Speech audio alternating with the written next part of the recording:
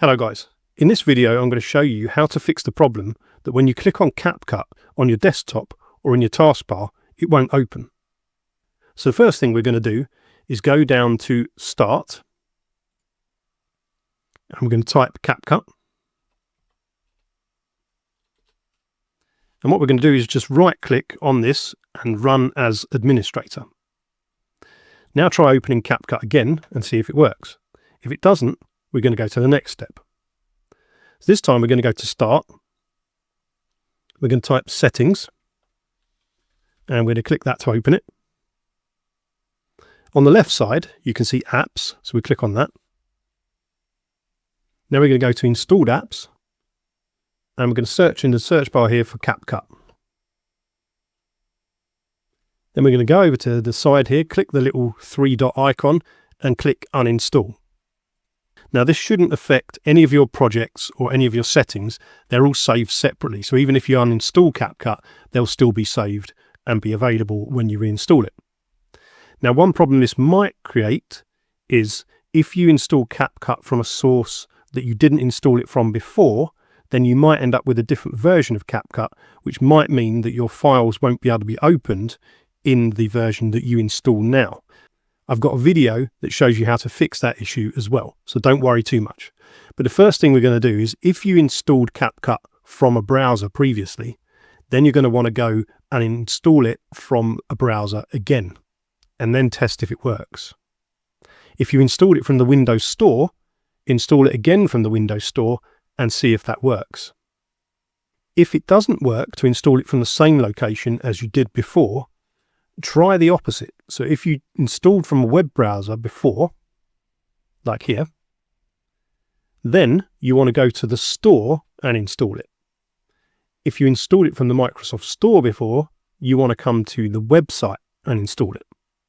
So I'll show you how to get to the store version now. So we go down to Start again, and we'll type in Store, and then open Microsoft Store. Okay, now in the store, we're going to type CapCut.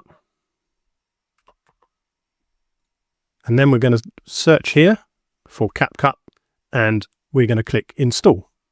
That's how you do it from the store. From the website, you just go to the website, press Download, and that'll download you a version of CapCut into a folder on your computer. Okay, once you've done that, open up CapCut and see if it works.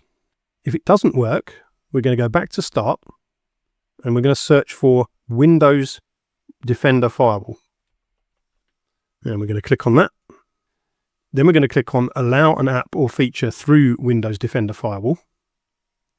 And here we're just going to have to scroll down and try and work out if we can find CapCut. In this case, I can.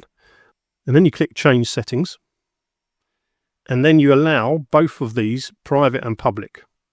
You can test first with just public. But if that doesn't work, try private as well, and hit OK to save your changes. If you can't find CapCut in this list, then what you need to do is allow another app.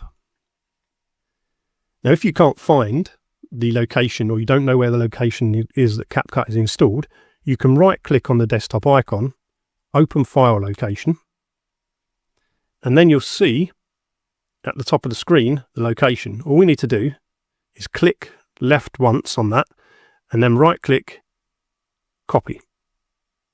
So now we're going to go back to this window. We're going to click Browse. We're going to click up here, and we're going to paste our address into the window and hit Enter. Now you'll see the CapCut exe. You want to click on that and then hit Open. And now you'll see it in the list, and then we press Add. And that should add it into your list here, and then you'll be able to modify, go back to Change Settings and modify these like that. Once you're done, press OK. And that should be it, guys. One of those solutions has hopefully helped you. If you find that you had to install CapCut from a location that you didn't install it from before, so if you use the store version rather than the web version, you might need to update some of your files so that you'll be able to open them. If that's the case, and you find you can't open your files, click this video that you see on the screen now. Hope that's helped, guys. Take care. Thanks for watching.